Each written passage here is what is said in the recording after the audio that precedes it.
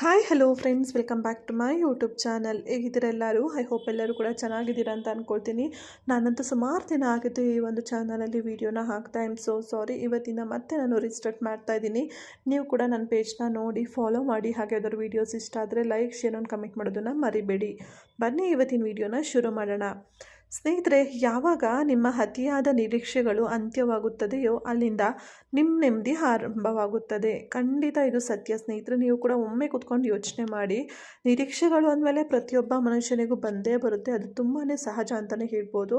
ಆದರೆ ಎಲ್ಲದಕ್ಕೂ ಕೂಡ ಒಂದು ಲಿಮಿಟ್ ಅನ್ನೋದು ಇರುತ್ತೆ ಅಲ್ವಾ? ಅಂದರೆ ಇವಾಗ ಅಮೃತ ಕೂಡ ಅತಿಯಾದರೆ ನಮಗೆ ವಿಷ ಆಗುತ್ತೆ ಅಂದಾಗ, ಅಂಥದ್ರಲ್ಲಿ ನಿರೀಕ್ಷೆಗಳು ಜಾಸ್ತಿ ಆದಾಗ ನಮ್ಮ ಜೀವನದಲ್ಲಿ ಯಾವುದೇ ಏರ್ಪೇರು ಆಗದೆ ಇರುತ್ತಾ ಹೇಳಿ? ಖಂಡಿತವಾಗ್ಲೂ ಹಾಗೆ ಆಗುತ್ತೆ.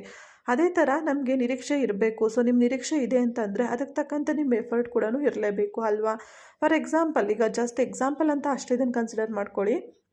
ಇವಾಗ ನಾನು ಸ್ಟೂಡೆಂಟ್ ಅಂತ ಅಂದ್ಕೊಳ್ಳಿ. ನಾನು ಈ ಸಲ ಎಕ್ಸಾಮಲ್ಲಿ 100%ಗೆ ನನಗೆ ಅಟ್ಲೀಸ್ಟ್ ಒಂದು 90% ಬರಬೇಕು ಅಂತ ಅಂದ್ಕೊಂಡಿದ್ದೀನಿ. ಇದು ನನ್ನ ನಿರೀಕ್ಷೆ, ಅದು ಎಕ್ಸಾಮ್ ಬಗ್ಗೆ, ಓಕೆನಾ?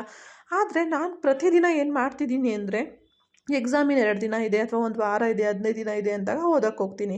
ಅದು ಕೂಡ ಪೂರ್ತಿ ಸಿಲೆಬಸ್ ನನ್ನ ಕೈಲಿ ಅಷ್ಟು ಕಡಿಮೆ ಸಮಯದಲ್ಲಿ ಕಂಪ್ಲೀಟ್ ಮಾಡೋಕ್ಕೆ ಸಾಧ್ಯನೇ ಆಗಲ್ಲ. ತುಂಬಾ ಕನ್ಫ್ಯೂಷನ್ ಸ್ಟೇಟಲ್ಲಿ ಹೋಗಿ ಎಕ್ಸಾಮ್ನ ಬರೀತೀನಿ. ಆವಾಗ ರಿಸಲ್ಟ್ ಕೂಡ ಕಡಿಮೆ ಬರುತ್ತೆ. ಯಾಕೆ ಅಂದರೆ ನಾನು ಬರೀ ನಿರೀಕ್ಷೆ ಇಟ್ಕೊಂಡು ಕೂತಿದ್ದೀನಿ ಹೊರತು ಅದಕ್ಕೆ ತಕ್ಕಂಥ ಪ್ರಯತ್ನಗಳನ್ನ ತುಂಬಾ ಕಡಿಮೆ ಮಾಡ್ತಾಯಿದ್ದೀನಿ. ನಿಮ್ಮ ಪ್ರಯತ್ನ ಕೂಡ ಕಡಿಮೆ ಇದೆ ಅಂತ ಅಂದಾಗ ನಿಮ್ಮ ಎಕ್ಸ್ಪೆಕ್ಟೇಷನ್ಸ್ ಅಥವಾ ನಿರೀಕ್ಷೆಗಳು ಏನಿರುತ್ತೆ ಅದು ಕೂಡ ಕಡಿಮೆನೇ ಇರಬೇಕಾಗುತ್ತೆ. ಹೌದು, ನಾವು ಕೆಲವೊಮ್ಮೆ ಹೇಳ್ತೀವಿ ಅಟ್ಲೀಸ್ಟ್ ಅಷ್ಟು ಇಟ್ಕೊಂಡ್ರೆ ಅದು ನಿಯರ್ ಆರು ಬರ್ತೀವಿ ಅಂತ ಹೇಳಿ. ಬಟ್ ಅದೇ ಥರ ನಾವು ಎಫರ್ಟ್ ಕೂಡ ಹಾಕಬೇಕು ಅಲ್ವಾ? ಹಾಗಾಗಿ ನೀವು ನಿರೀಕ್ಷೆ ಮಾಡ್ತಾ ಇದ್ದೀರಾ ಅಂದರೆ ಅದಕ್ಕೆ ತಕ್ಕಂತೆ ನಿಮ್ಮ ಎಫರ್ಟ್ ಕೂಡ ನಿಮ್ಮ ಕಡೆಯಿಂದ ಇದ್ದಾಗ ಖಂಡಿತವಾಗ್ಲೂ ನಿಮ್ಮ ನಿರೀಕ್ಷೆಗಳು ಕೂಡ ಫುಲ್ಫಿಲ್ ಆಗ್ತಾ ಹೋಗುತ್ತೆ. ಹಾಗೆ ನಿಮಗೂ ಕೂಡ ಒಂದು ಮೋಟಿವೇಶನ್ ಸಿಗುತ್ತೆ ಅಂತಲೇ ಹೇಳ್ಬೋದು.